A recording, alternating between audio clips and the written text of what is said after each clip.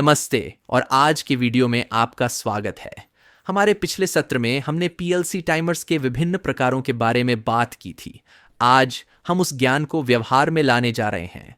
हम चरण दर चरण सीखेंगे कि टीआईए पोर्टल प्रोग्राम में टाइमर्स कैसे जोड़ें और कॉन्फ़िगर करें।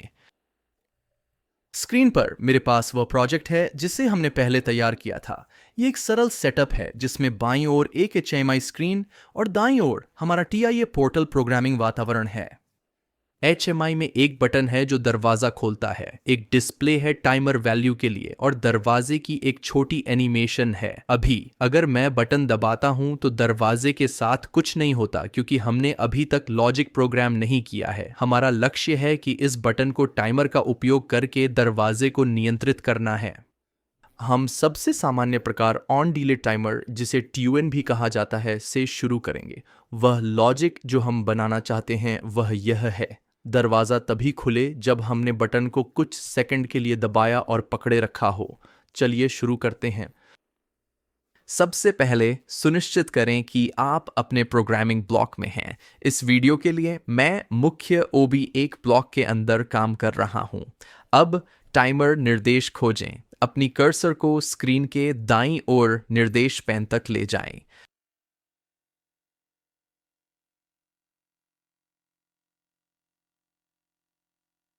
एंड स्पैन में आपको एक फोल्डर दिखाई देगा जिसे टाइमर ऑपरेशंस कहा जाता है। इसे विस्तार करने के लिए इसके बगल में छोटे तीर पर क्लिक करें। आपको कई विकल्प दिखाई देंगे, इसलिए हम मानक IEC टाइमर्स का उपयोग करने जा रहे हैं। हमारे ऑन डिले टाइमर के लिए जो हमें चाहिए वही टॉन कहलाता है। अब टॉन ब्लॉक पर क्लिक करें, अपने माउस बटन को दबाए रखें और इसे अपने प्रोग्रामिंग विंडो में नेटवर्क एक पर खींचें। जब आप नेटवर्क लाइन पर एक हरा गोला देखें तो माउस बटन छोड़ दें। एक नई विंडो पॉपअप होगी।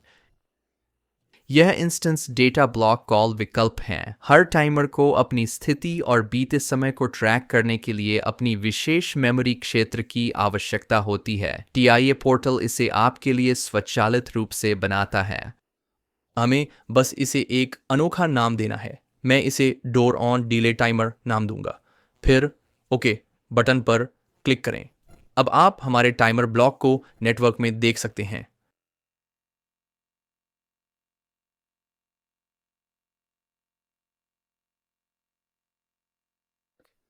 आइए इसके कनेक्शन पॉइंट्स या पिंस को करीब से देखें। बाईं ओर हमारे पास दो इनपुट्स हैं। IN जो मुख्य इनपुट है जो टाइमर की गिनती शुरू करता है और PT जो प्रीसेट टाइम के लिए है। यहाँ हम टाइमर को बताते हैं कि उसे कितनी देर तक गिनती करनी चाहिए। दाईं ओर हमारे पास दो आउटपुट हैं। Q जो मुख्य आउटपुट है जो टाइमर की गिनती समाप्त करने के बाद सही हो जाता है और ET जो बीते हुए समय के लिए है और टाइमर की गिनती के दौरान वर्तमान समय को आउटपुट करता है। सब कुछ जोड़ते हैं। पहले IN पिन। हम चाहते हैं कि हमारा HMI बटन टाइमर शुरू करे। IN पिन से पहले लाइन में एक सामान्य रूप से खुला संपर्क जोड़ें। आप इसे ऊपर के टूल बार में पा सकते हैं। अब हमें इस संपर्क को हमारे बटन टैग को असाइन करना होगा। मैं अपना PLC डेटा ब्लॉक खोलूंगा जहां मेरे HMI टैग संग्रहित हैं। मैं अपने HMI बटन टैग को खींचकर संपर्क के ऊपर प्रश्न चिन्हों पर छोड़ दूंगा। अच्छा, अब जब हम बटन दबाते हैं तो IN पिन सही हो जाएगा। अगला चलिए प्रीसेट समय या PT सेट करते हैं। यह वह अवधि है जिसके लिए हमें बटन को दबाए रखना है। मैं इसे 2.5 सेकंड रखना चाहता हूँ। टीआईए पोर्टल में आप समय मानों को एक विशेष प्रारूप में लिखते हैं। 2.5 सेकंड के लिए हम टाइप करेंगे T राइचर 2S 500 ms। इसका मतलब है समय 2 सेकंड और 500 मिलीसेकंड। अब आउटपुट्स के लिए यह एक बहुत महत्वपूर्ण कदम है। 71200 और S71500 PLC के लिए एक टाइमर तब तक नहीं चलेगा जब तक आप इसके कम से कम एक आउटपुट का उपयोग नहीं करते। अंत में चलिए Q आउटपुट को कनेक्ट करते हैं। ये वह सिग्नल है जो हमारे दरवाजे को खोलेगा। मैं अपने डेटा ब्लॉक से अपने दरवाजे खोलने वाले टैग को खींचकर Q पिन के पास प्रश्न चिन्हों पर छोड़ दूंगा।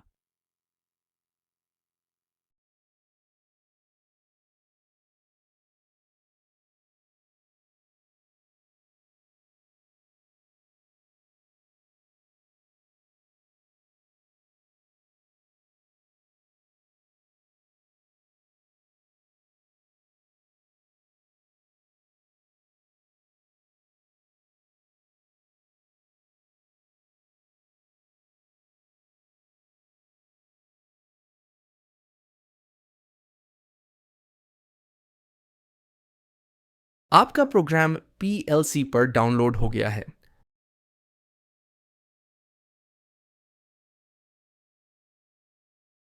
अब मॉनिटरिंग के लिए चश्मे वाले आइकन पर क्लिक करें।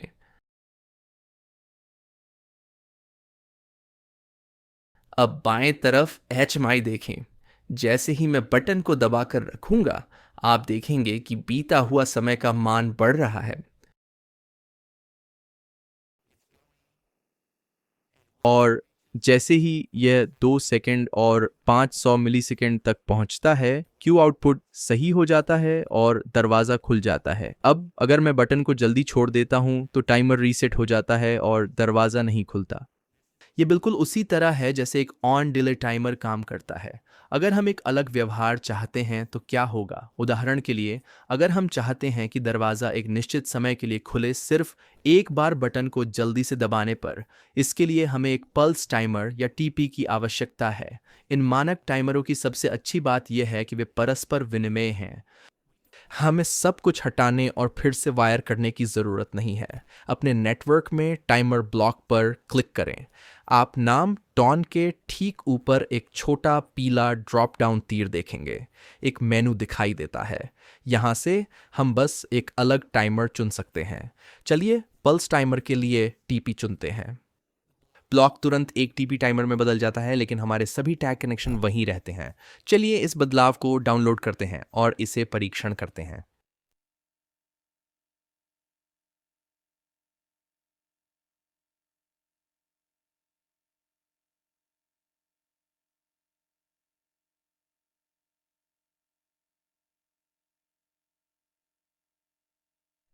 अब मैं मॉनिटरिंग को फिर से चालू करूंगा।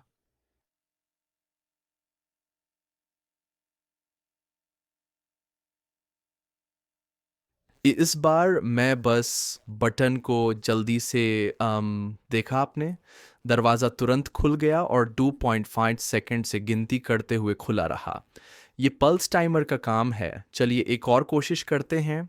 हम इसे ऑफ डायलेट टाइमर या TUFF में भी बदल सकते हैं।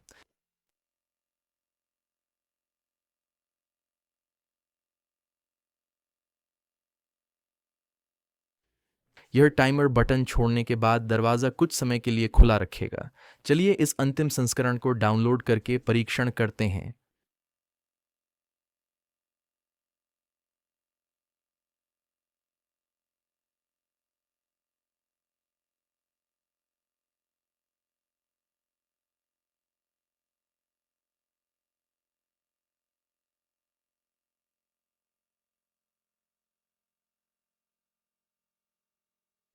अब मैं बटन दबाऊंगा, दरवाज़ा तुरंत खुल जाता है।